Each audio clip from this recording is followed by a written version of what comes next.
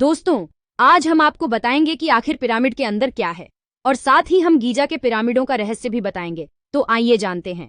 हम लगभग 5000 साल पहले की प्राचीन मिस्र की बात कर रहे हैं, जब गीजा के महान पिरामिडों का निर्माण शुरू हो गया है। लोगों ने गिरजाघर और गगनचुंबी इमारतों का निर्माण करना सीखा, लेकिन यह हाल तक नहीं था कि ये विशाल इमारतें दिखाई दीं। पिरामिड अभी भी आधुनिक वैज्ञानिकों के लिए एक रहस्य है कि इन पिरामिडों को 5000 साल पहले कैसे बनाया गया था। पिरामिड प्राचीन दुनिया के एकमात्र अजूबे हैं जो अभी भी 21वीं सदी में मौजूद हैं। इसे बनाने में बहुत सहयोग करना पड़ा होगा। गीजा का पिरामिड उस समय का पहला पिरामिड नहीं था। पहला पिरामिड, जिसे स्टेप पिरामिड कहा जाता है, इसे लगभग 70 साल पहले बनाया गया था। क्या आप जानते हैं कि मिस्र के पिरामिडों का निर्माण कब हुआ? 2630 ईसा पूर्व में राजा जोसर के लिए गीजा का पहला पिरामिड लोकप्रिय होने के लिए नहीं बनाया गया था, लेकिन ये काफी प्रभावशाली रहा। ये पत्थर की 6 सीढ़ीदार परतों का एक पिरामिड था जो कि 204 फीट ऊंचा था और 19 मंजिला इमारत जितना ऊंचा था। राजा जोसर के लिए बनाई गई पिरामिड उस समय की सबसे ऊंची इमारत थी। ये सिर्फ एक पिरामिड नहीं था, ये इमारत आंगनों सहित पूरे परिसर से घिरा हुआ था। प्राचीन मिस्र में लोग पुनर्जन्म में विश्वास करते थे, इसलिए विशेष रूप से राजा ये सुनिश्चित करना चाहता था कि उनके पास पुनर्जन्म के बाद तैयार होने के लिए आवश्यक सब कुछ है। इसलिए पिरामिड परिसर पूरी तरह से बहुत सारी वस्तुओं के साथ आपूर्ति की गई थी जिसे लोग रोजाना इस्तेमाल करते थे। परिसर में एक पिरामिड और एक प्रकार का महल शामिल था। उन इमारतों में कई चीजें थीं जो राजा को पसंद थीं और पुनर्जन्म के बाद उन्हें एक दिन फर्नीचर, भोजन और सोने के बर्तन की आवश्यकता हो सकती थी। जोसर के बाद पिरामिड बनाना आम बात हो गई थी, लेकिन कई पिरामिड समाप्त नहीं हुए थे। आमतौर पर एक पिरामिड को बनाने में लगभग 20 साल या उससे अधिक समय लगता था। कई शासकों ने तो इससे बहुत कम शासन किया था। कुल मिलाकर 100 से अधिक पिरामिड हैं। इनमें से सबसे प्रसिद्ध पिरामिड गीजा के महान पिरामिड हैं। गीजा के 3 प्रसिद्ध पिरामिडों में से पहला और सबसे बड़ा पिरामिड खुफू का महान पिरामिड फिरौन खुफू के लिए 2550 ईसा पूर्व के आसपास बनाया गया था। शुरुआत में यह 471 फीट लंबा था, जो 40 मंजिला इमारत जितना ऊंचा था। दूसरा पिरामिड लगभग 2520 ईसा पूर्व के आसपास खुफू पुत्र काफरे के लिए बनाया गया था। ये खुफू के पिरामिड से थोड़ा छोटा है। ये 471 फीट लंबा था, जो 39 मंजिला इमारत जितना ऊंचा है। खुफू का महान पिरामिड स्फिंक्स की प्रसिद्ध मूर्ति के साथ है। स्फिंक्स में एक शेर का शरीर और एक मानव सिर है, जिसे महत्वपूर्ण क्षेत्रों की रक्षा के लिए बनाया गया था। मूल रूप से इसका रंग लाल था और इसकी एक नाक थी। इसके कानों से लाल रंग द्रव्य का निशान देखना अभी भी संभव है, लेकिन कोई नहीं जानता स्फिंक्स की नाक कब गायब हो गई।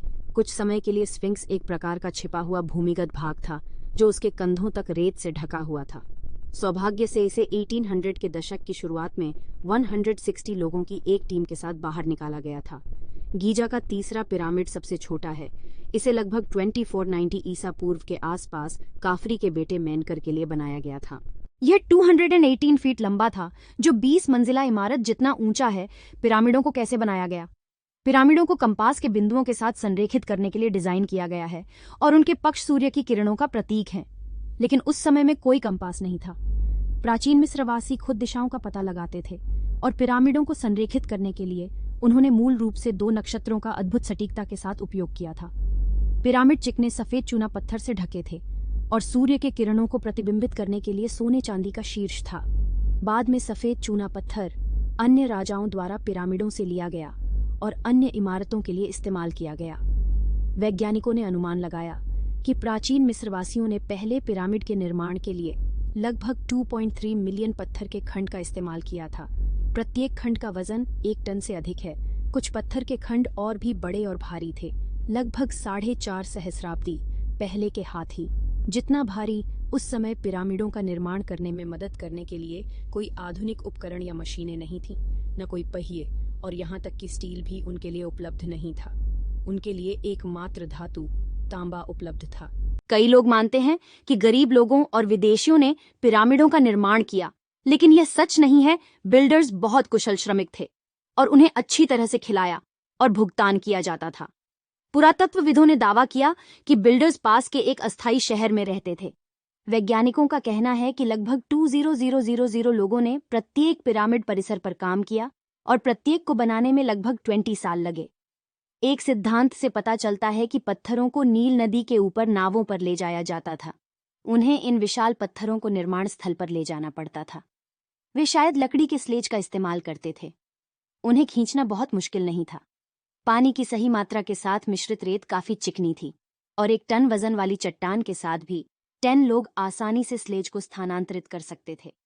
अंत में एक आखिरी समस्या, जिसमें उन्हें पत्थरों को उठाकर सही जगह पर रखना था। आइए गीजा के सबसे बड़े पिरामिडों के अंदर तेजी से एक नजर डालें। प्रवेश द्वार से 2 सीढ़ियां हैं, एक नीचे जा रही है और दूसरी नीचे उतरती हुई आपको भूमिगत स्थित एक कक्ष में ले जाती है, जहां फिरौन है, लेकिन इस पिरामिड में नहीं है, क्योंकि खुफू उच्च रहना चाहता था। भूमिगत कमरा आंशिक रूप से अधूरा है। खुफू के ताबूत वाले कमरे को राजा का कक्ष कहा जाता है। यह ऊपर है। राजा के कक्ष के नीचे एक कमरा है, जिसे रानी का कक्ष कहा जाता है। हालांकि इस कमरे में कोई रानी नहीं है और कोई भी निश्चित नहीं है कि इस कमरे को ऐसा क्यों कहा जाता है।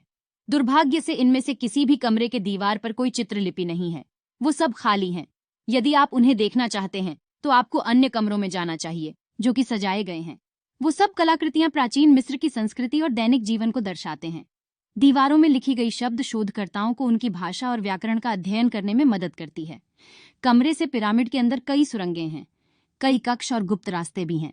आज भी अधिकांश पिरामिड अभी भी अज्ञात हैं और पिरामिड की कोई तथाकथित निर्माण योजना नहीं है। वीडियो अच्छा लगे तो चैनल को लाइक, शेयर एंड सब्सक्राइब कर दीजिएगा।